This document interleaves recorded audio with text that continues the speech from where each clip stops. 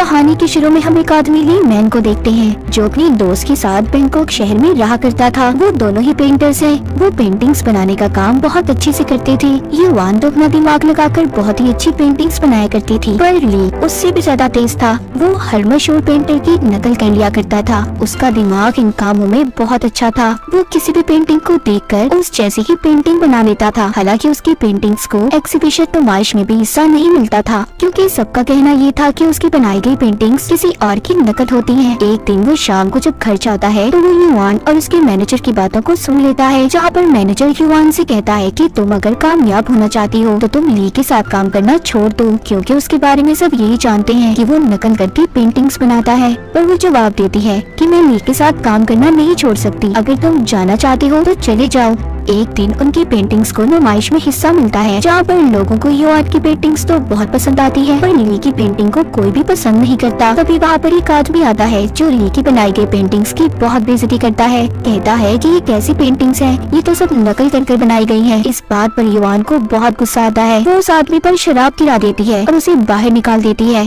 तभी फौरन से ली उस आदमी के पीछे जाता है ताकि वो युवान के ऐसे रवैये की उससे माफी मांग सके। उसके पास जाकर ली को पता चलता है कि उस आदमी ने ये सब कुछ जानबूझकर किया था। वो अकेले में ली से मिलना चाहता था। आदमी ली से कहता है कि तुम जैसे काम करते हो, तुम्हारे काम करने का तरीका, तुम जैसे पेंटिंग्स की नकल करते हो, तुम अपने काम में माहिर हो, मैं तुम्हारे टैलेंट को बहुत अच्छे से जान सकता हूँ। फिर वो एक बार में मिलते हैं और शराब पीते हुए बातें करते हैं। वो आदमी उससे कहता है कि मुझे तुम्हारी नकल करने का तरीका बहुत अच्छा लगता है और तुम जानते हो तुम्हारे इसी हुनर की वजह से तुम्हारी किस्मत बदल सकती है। मेरे पास तुम्हारे लिए एक बहुत ही अच्छा काम है। सभी बातचीत करने के बाद ली दोबारा उसी जगह पर जाता है जहाँ पर उसकी पेंटिंग्स को नुमाइश के लिए लगाया गया था। बाहर जाकर वो अपनी पेंटिंग को ही जला देता है जिसकी बेइज्जती की गई थी। ली अपने इस काम से बहुत खुश था। ये सब करने के बाद वो उसी आदमी को बुलाता है जिसने ली की पेंटिंग की जानबूझकर बेइज्जती की थी। मिलकर उससे कहता है कि मैं तुम्हारे साथ काम करने के लिए तैयार हूँ और बताओ मुझे किस तरह की पेंटिंग्स बनानी होगी। वो आदमी ली को $100 का नोट देकर कहता है इसकी नकल। यहाँ पर ली को पता चलता है कि वो आदमी तो उससे बहुत सारे नकली नोट्स बनवाना चाहता था ताकि उन नोट्स को कोई पहचान न सके। वो कहता है कि हम इतने ज्यादा नकली नोट नहीं छाप सकते, इसीलिए मैं तुम्हारे हुनर का इस्तेमाल करके कामयाब हो सकता हूँ। मैं तुम्हें इस काम में अपनी टीम का हिस्सा बनाना चाहता हूँ। ये बात सुनकर पहले तो ली थोड़ा परेशान हो जाता है क्योंकि ये काम गैर कानूनी था, पर जब वो ये बात सोचता है कि इन सब के बाद वो बहुत से पैसों में खेलने वाला है तो वो इस काम को करने के लिए मान जाता है। ये सब बातचीत करने के बाद ली वापिस से जब अपने घर जाता है तो देखता है युवान भी घर छोड़कर चली गई थी, क्योंकि जिस पेंटिंग को ली ने जलाया था उसके पैसे युवान को भरने पड़े थे। अगले सीन में हम देखते हैं कि ली उस आदमी के साथ एक प्राइवेट प्लेन में है। वो दूसरे शहर जा रहे थे। ली उस आदमी से कहता है कि मैं अब वापिस तभी आऊंगा जब मैं बहुत सारे पैसे कमा लूंगा, मैं तभी युवान के पास जाऊंगा। उस प्लेन में उस आदमी के साथ उसके और भी साथी थे जो नकली नोट को प्रिंट यानी छापने और बेचने का काम करेंगे। यहाँ पर सबसे अहम काम ये था कि नोट्स को प्रिंट करना।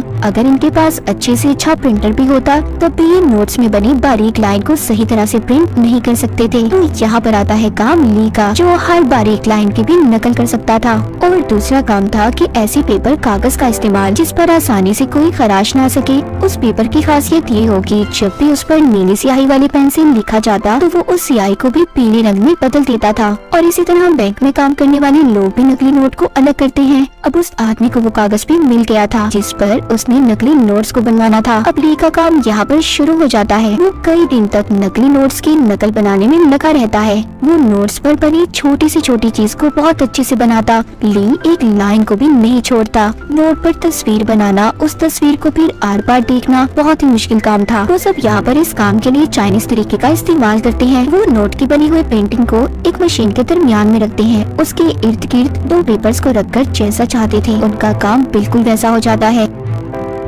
अगला काम नोट को छापने का था। उस आदमी की टीम का एक आदमी अपनी महारत से बहुत अच्छे से उन नोट्स की बारीकी को भी सही तरह छापता है। वो देखते हैं उनका हर काम बिल्कुल ठीक तरह से होता जा रहा था। वो हर टेस्ट में पास हो गए थे। उन्होंने उस पेपर को भी ढूंढ लिया था जिस पर इन्होंने नोट्स को छापना था। वो एक कंपनी में जाते हैं जहाँ पर वो कंपनी उसी पेपर का इस्तेमाल करती थी। उसका साइज नोट छापने का बिल्कुल ठीक था, इसीलिए वो आदमी बहुत सारे पेपर खरीद लेता है। यहाँ पर कोई उन लोगों पर शक ना करे इसलिए वो सब कह देते हैं हैं कि उनकी कंपनी किताबें छापने का काम करती है, इसीलिए वो इस पेपर को खरीदना चाहते हैं। अब उनके पास वो पेपर भी पहुंच जाता है। उन्होंने बहुत से नकली नोट्स बना लिए थे। वो एक कबाड़िए की दुकान के जरिए अपने काम को शुरू करते हैं और अपने बहुत से कस्टमर्स तक नकली नोट को पहुंचा देते हैं। 6 महीने तक ली उस नकली नोट छापने वाले आदमी के साथ बिजनेस करता है। अब वो ली का बॉस बन गया था, जिसके बाद ली वापस से अपने शहर में आ जाता है और अपने दोस्त युआन के घर जाता है, क्योंकि उसके पास उसकी एक चीज थी जिसको वो वापस करने गया था। वो युआन से वहाँ पर नहीं मिलता, उस चीज को वो रख कर वापिस आ जाता है।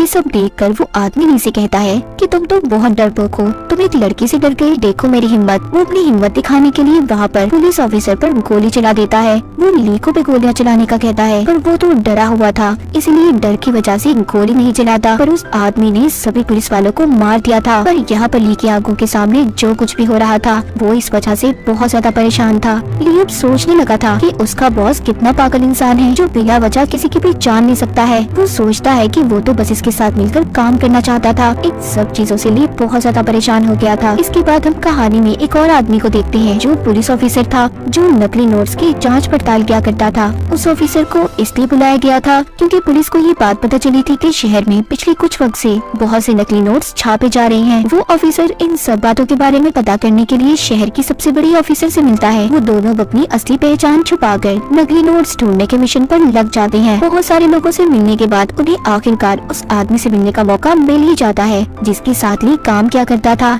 यानी कि ली का बॉस। वो दोनों उस कश्ती में पहुंच जाते हैं जहाँ पर वो उससे मिलने वाले थे, पर वो खुद नहीं था, बल्कि वहाँ पर ली के बॉस की आदमी थे। वो दोनों ऑफिसर को जानने के लिए उनकी काफी छानबीन करते हैं, पर उन्हें उनकी सच्चाई का पता नहीं चलता। इसलिए ली के बॉस के आदमी उन पर भरोसा कर उन्हें अपनी टीम में शामिल कर लेते हैं। दूसरी तरफ ली अपने बॉस के पास जाता है और उसे कहता है कि सॉरी, अब मैं आपके साथ काम नहीं कर सकता, मैं आपकी टीम को छोड़कर जा रहा हूँ और मैं जल्दी आपके लिए एक ऐसे आदमी को ढूंढ लूंगा जो आपके साथ मिलकर काम करेगा और पेंटिंग्स भी बना लेगा। ली का बॉस इस बात को मान जाता है और कहता है ठीक है, तुम जाना चाहते हो, तुम जा सकते हो। इसी तरह काफी वक्त गुजर गया था। हम देखते हैं कि ली के बॉस के आदमी पूरी दुनिया में फैल गए हैं और मजे से नकली नोट्स को फैलाने का काम कर रहे हैं। इस काम से वो बहुत सारे पैसे कमा रहे थे और साथ ही साथ उनके नोट्स की मांग भी बढ़ती जा रही थी। शहर का एक डॉन भी नकली नोट्स को खरीदना चाहता था। वो इसीलिए ली के बॉस को बुलाता है ताकि वो उससे नकली नोट खरीद सके। पर हमें यहाँ पर एक और बात पता चलती है कि बहुत वक्त पहले डॉन ने ली के बॉस के डैड को मार दिया था। ली का बॉस यहाँ पर नकली नोट तो डॉन को देने आया था, पर वो उसे मारना भी चाहता था। वो अपने डैड की मौत का बदला लेने आया था, इसलिए यहाँ पर वो ली को भी अपने साथ ले आता है और कहता है कि तुम्हारी जैकेट में जो बॉम्ब है उसे चला दो। लेकिन बेचारा डरा हुआ ली ऐसे करने से मना कर देता है। पर कुछ देर के बाद बाहर खड़ी कार में बहुत बड़ा धमाका हुआ था। तभी वहाँ पर गोलियां चलना भी शुरू हो जाती हैं। इस धमाके में डॉन और उसके सभी आदमी मारे गए थे, लेकिन इस धमाके में एक लड़की बच जाती है जो डॉन के साथ काम किया करती थी। वो डॉन को नोट्स असली है या नकली इस बात के बारे में बताया करती थी। वो लड़की भी अब ली और उसके बॉस के साथ मिलकर काम करने लगी थी। इस तरह ली की उस लड़की के साथ काफी अच्छी दोस्ती भी हो जाती है। ली के बॉस को काम करते काफी वक्त गुजर जाता है। अब वो लोग अपने काम से लंबी ब्रेक लेते हैं, यानी कि उन लोगों ने अपने काम को कुछ वक्त के लिए रोक दिया था। ली दोबारा से अपने शहर में अपने बॉस के साथ वापस आ गया था। वो युआन के घर जाता है। वो देखता है युआन एक बहुत ही मशहूर पेंटर आर्टिस्ट बन गई थी। उसने अपनी 1000 से ज्यादा पेंटिंग्स को बेच दिया था। लेकिन जब ली को ये बात पता चलती है कि युआन ने मंगनी करनी है और वो बहुत जल्दी शादी करने वाली है, तो उसे बहुत दुख होता है। उसका बॉस कहता है कि तुम अगर युआन को इतना पसंद करते हो तो तुम्हें उसके लिए लड़ना होगा। तुम उसे बताओ कि तुम उसे कितना पसंद करते हो। ये सब कहने के बाद बॉस ली को अपने साथ ले जाता है, जहाँ पर शिप पर उन्होंने मीटिंग करनी थी। पर साथ ही ली के बॉस को उस ऑफिसर का भी पता लग गया था जो इनकी टीम में शामिल होकर खुफिया तौर पर छानबीन कर रहा था। ली के बॉस को यहाँ पर एक और बात पता चलती है कि उनके पीछे पुलिस इस वजह से लगी हुई है क्योंकि उनकी टीम के आदमी ने असूल को तोड़ा था, जो नोट छापने का काम किया करता था। उसने नकली नोट से एक घड़ी खरीदी थी और उसी की वजह से पुलिस इनके पीछे थी। ली का बॉस उस आदमी को पकड़ लेता है और साथ ही ये भी कहता है कि तुम्हें और तुम्हारी फैमिली को अब मरना होगा क्योंकि तुम्हारी वजह से हम सब मुसीबत में हैं। तुमने हमारे काम के असूलों को तोड़ा है। वो आदमी बहुत मिन्नतें करता है कि उसे ना मारे, उसे छोड़ दे। यहाँ पर ले भी उस आदमी को बचाने की कोशिश करता है, पर बॉस उसे भी पीछे कर देता है। बॉस उसे मार देता है। ली का बॉस उस ऑफिसर से मिलता है जो खुफिया तौर पर इनकी छानबीन कर रहा था, पर वो ऑफिसर नहीं जानता था कि इन्हें उनकी सारी सच्चाई पता चल गई है। बॉस वहाँ पर ली को बुलाकर कहता है कि इस ऑफिसर को तुमने मारना है। ली बहुत ज्यादा डरा हुआ था। उसका बॉस ली के डर को खत्म करने के लिए वहाँ पर युआन और उसके मंगेतर को भी अगवा कर ले आता है। वो ली को गन देता है और कहता है कि इन दोनों ने तुम्हें बहुत दुख दिए है ना, इन्हें मार दो। मैं जानता हूँ तुम ऐसा जरूर करोगे क्योंकि तुम इनसे बहुत नफरत करते हो। मगर ली इस बार भी गोली चलाने से मना कर देता है। पर इस बार उसका बॉस बहुत ज्यादा गुस्से में आ गया था। ली का बॉस गुस्से में युआन पर गोली चला देता है। पर यहाँ पर ली ने युआन को तो बचा लिया था, लेकिन उसका मंगेतर मारा जाता है। इधर ही वो लड़की भी जो डॉन के साथ ही थी, वो ली को यहाँ से बचाकर ले जाती है क्योंकि वो जानती थी कि बॉस अब ली को मार देगा। इसलिए यहाँ पर वो सब पर गोलियां चला देती है। इस लड़ाई में ली के बॉस के सभी आदमी मर गए थे और आखिर में ली भी अपने बॉस पर गोली चलाकर उसे मार देता है। अब यहाँ से वो लड़की ली को एक होटल में लेकर जाती है। वो दोनों यहाँ पर आकर बहुत डरे हुए थे क्योंकि उन्हें लगता था कि बॉस अभी भी जिंदा है, क्योंकि उसकी लाश अभी तक पुलिस को नहीं मिली थी। ली यहाँ से दोबारा युआन के पास जाना चाहता था, ये देखने कि वो ठीक है या नहीं, पर वो लड़की यहाँ पर ली को जाने से बहुत रोकती है। वो कहती है मत जाओ, तुम्हारी जान को खतरा हो सकता है। पर ली नहीं रुकता और वो चला जाता है। जाते हुए रास्ते में ली ने एक गलती कर दी थी। वो एक नकली नोट को चला देता है, जिस वजह से पुलिस ने भी अब उसे पकड़ लिया था। उसे पुलिस स्टेशन ले जाया जाता है, जहाँ पर पुलिस उससे पूछताछ करती है। पर ली उन्हें कुछ नहीं बताता क्योंकि वो बहुत ज्यादा डरा हुआ था। वो जानता था कि अपने बॉस के बारे में वो पुलिस को कोई भी बात बताएगा तो उसका बॉस उसे मार देगा। इसीलिए ली पुलिस को कुछ भी नहीं बताता। कुछ दिन बाद ली से मिलने युआन आती है। वो भी उसे सब सच बताने का कहती है और उससे ये भी वादा करती है कि वो उसे यहाँ से छुड़ा ले जाएगी।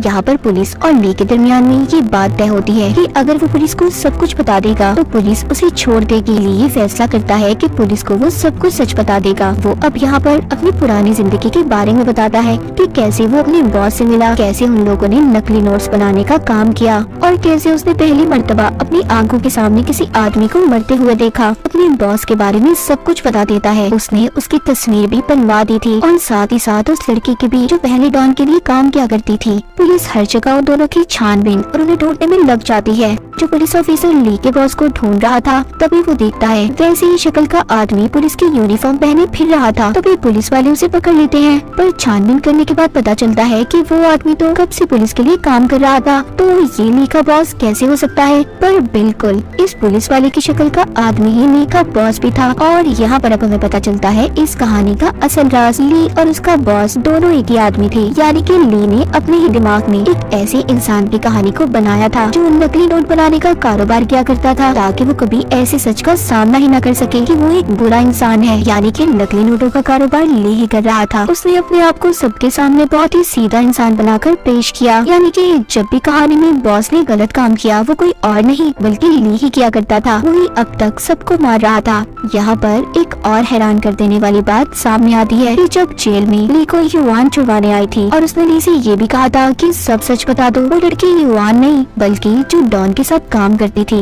वो लड़की ली को बहुत पसंद करती थी, पर जब डॉन के घर धमाका हुआ तो उस धमाके में उस लड़की का चेहरा खराब हो गया। इसीलिए उसने अपने चेहरे की सर्जरी करवाकर अपना चेहरा युआन जैसा बनवा लिया और इसीलिए वो जेल में आई थी सिर्फ ली को बचाने के लिए। इसके बाद प्रेजेंट यानी कि मौजूदा वक्त में हम ली और उसी लड़की को देखते हैं जिसका चेहरा अब युआन जैसा था। वो युआन बनकर अपनी जिंदगी गुजार रही थी। जब वो लड़की उससे पूछती है कि तुम मुझे पसंद करते हो, वो कहता है नहीं, मैं सिर्फ असली युआन से प्यार करता हूँ। अगले दिन ये दोनों कश्ती में शहर से दूर जा रहे थे ताकि इन दोनों को कभी भी पुलिस ना पकड़ पाए। यहाँ पर रास्ते में वो लड़की बताती है कि मैं घंटों से कश्ती को यहीं पर घुमा रही हूँ, हम अभी भी इस शहर में हैं। वो कहती है ली अगर तुम मेरे नहीं तो किसी के नहीं, मैं तुम्हें और खुद को मार लूंगी। तभी पुलिस ने भी उनका पीछा करते उन्हें यहाँ पर घेर लिया था, मगर उनकी कश्ती में यहाँ पर धमाका होता है। उस धमाके में ली और वो लड़की दोनों मर गए थे। आखिर में हमें दिखाया जाता है कि पुलिस वाले युआन के पास जाते हैं। जब युआन ली की तस्वीर देखती है तो उसे याद आता है कि ली तो उसका पड़ोसी था। यहाँ पर पता चलता है कि ली और युआन के दरमियान में कभी कोई रिश्ता ही नहीं था। ली ने सारी कहानियाँ अपने दिमाग में खुद ही बनाई हुई थी कि वो युआन को पसंद करता है। युआन से तो कभी उसका कोई रिश्ता ही नहीं था। और इसी के साथ ये कहानी यहीं पर खत्म हो जाती है।